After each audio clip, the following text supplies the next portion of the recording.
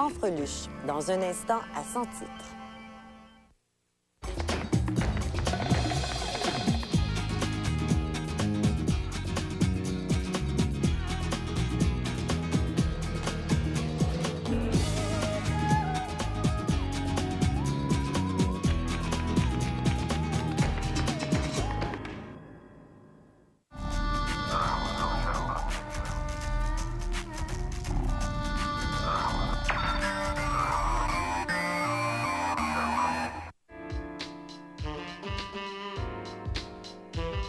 Nous voulons voyager sans vapeur et sans voile. Faites pour aiguiller l'ennui de nos prisons. Passer sur nos esprits, tendus comme une toile. Pour souvenir avec leur cadre d'horizon. Étonnants voyageurs,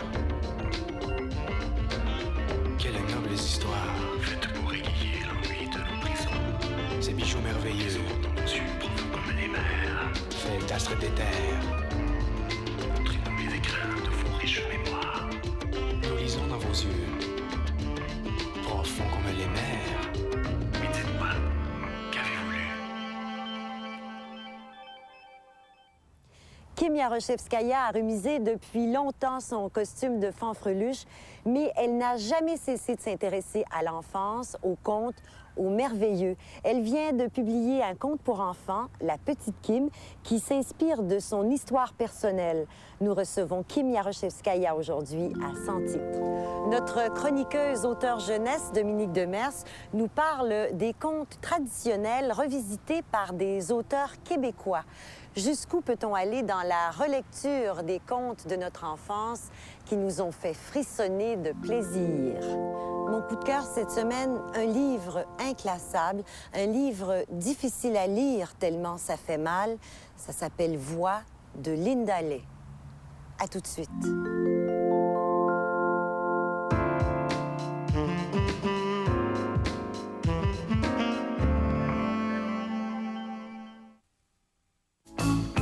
C'est le meilleur ami du patron et du vendeur. Le meilleur ami du plombier,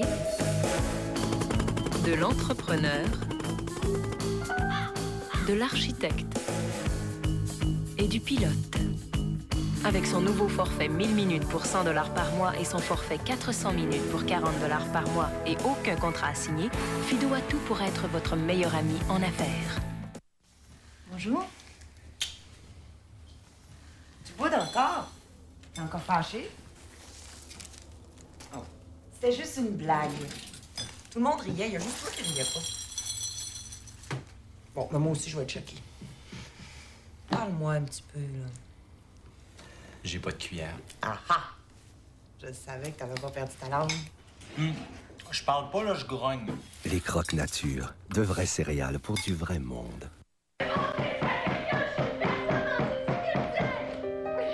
Mais ça, c'est l'histoire de ma vie. C'est moi qui dois jouer tous les rôles. Et je dois être à la fois la personne en péril et l'infirmière aussi. Des traces de blessures inscrites dans chacune de leurs mémoires. Mais t'es qui, toi? Qu'est-ce que tu fais ici dans ma vie? C'est pas de ma faute. J'ai pas dit que c'était de ta faute. C'est ça que t'as dit. Hey! Des cicatrices portées comme des étoiles qui brûlent la peau. Art et spectacle présente Traces d'étoiles dimanche 21h30 à Télé-Québec.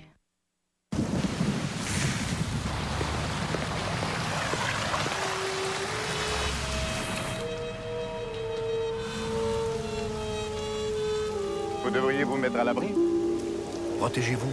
Achetez des obligations Sécuri Plus de Placement Québec.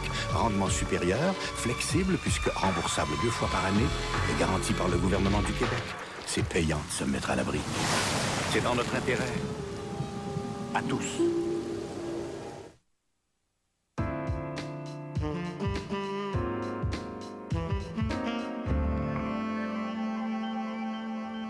Quand elle était toute petite, alors qu'elle vivait encore en Russie, elle rêvait d'avoir une poupée. Ensuite, pendant des années, elle a personnifié une poupée qui nous a fait rêver, la poupée Fanfreluche. Kim Yaroshevskaya vient de publier son premier livre, La Petite Kim, où une petite fille russe rêve d'avoir une poupée alors que ses parents révolutionnaires lui offrent un fusil. Золотая цепь на дубе том. Il était une fois une toute petite fille qui vivait en Russie dans une grande ville. La grande ville s'appelait Moscou et la petite fille s'appelait Kim. Ses parents l'aimaient beaucoup. Au retour de leur travail, ils lui apportaient des cadeaux. Un livre d'images ou des blocs de construction ou une petite pelle pour jouer dans le sable. Mais ce que la petite Kim voulait, ce qu'elle voulait plus que tout au monde, c'était une poupée. Dans votre livre, La petite Kim, Kim Yaroshevskaya, vous racontez l'histoire d'une petite fille qui veut avoir une poupée. Est-ce que pour vous, une poupée, c'est le plus beau cadeau qu'on peut faire à une petite fille? Ça dépend de la fille. Si la fille aime le baseball, c'est pas le plus beau cadeau. Dans votre conte, justement, la petite fille, en tout cas, elle rêve d'une poupée de porcelaine, mais sa mère lui achète un fusil. Et c'est comme ça, les mères, parfois. La petite Kim, c'est en quelque sorte aussi votre histoire, non? Ah, c'est mon histoire. C'est mon histoire. Vous êtes partie de votre enfance, Oui. Alors, vous vouliez une poupée? Je voulais une poupée, puis elle voulait pas. Et puis, elle faisait pour que je devienne forte et courageuse, comme les soldats. Elle voulait que je sois un soldat dans la vie. Parce qu'elle savait, elle avait beaucoup de misère, et elle savait qu'il faut combattre dans la vie.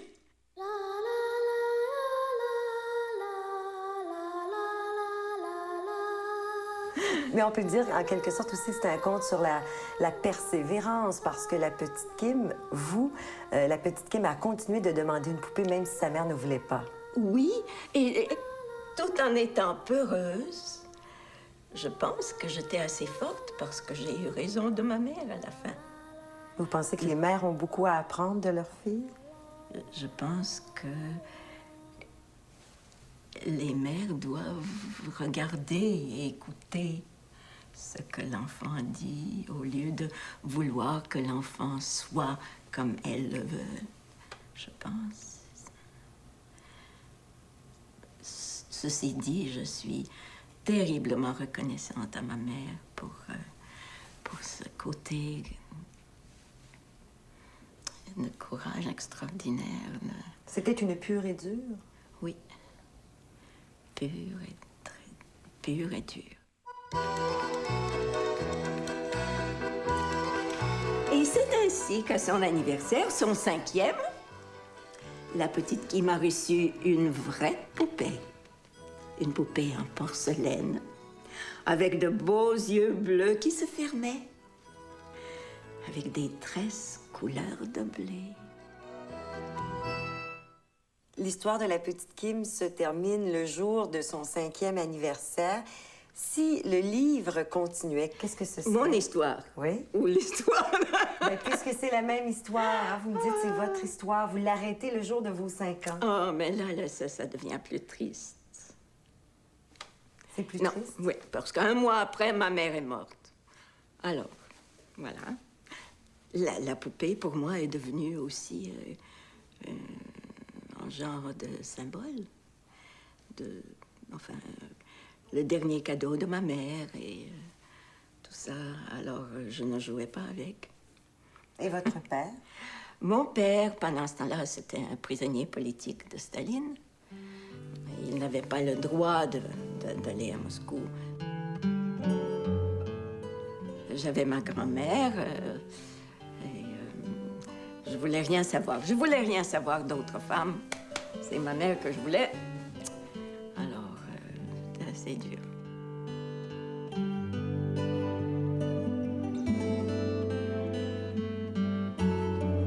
C'est le premier conte pour enfants que vous publiez. Est-ce que vous allez en écrire d'autres?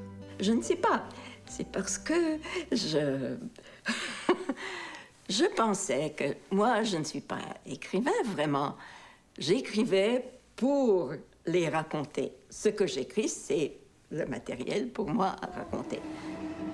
Prends la vache et amène-la vivre avec toi dans ta maison. avec le coq et le canard, comme le réseau. Je vais voir si les gens aiment à le lire.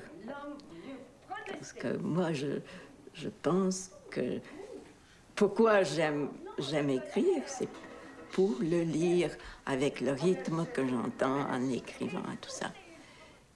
On va voir. Je suis très désireuse de savoir. Quelqu'un m'a dit que ça...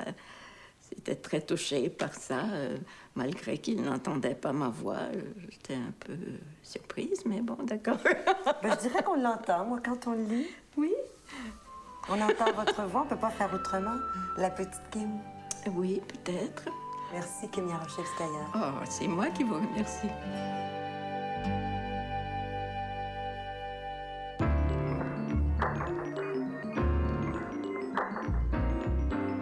L'exposition Bordua et l'épopée automatiste se termine le 29 novembre au Musée d'art contemporain de Montréal. Mais pour ceux qui veulent lire sur le personnage, sur sa pensée, les éditions Les 400 coups publient dans le cadre du 50e anniversaire du Refus global un ouvrage sur Paul-Émile Bordua. Le livre regroupe des textes de Marcel Saint-Pierre et de José Bellil et propose de magnifiques reproductions de l'œuvre de Bordua. René Jacob est un drôle de numéro. On a déjà dit de lui que c'était un ethnographe du cœur. René Jacob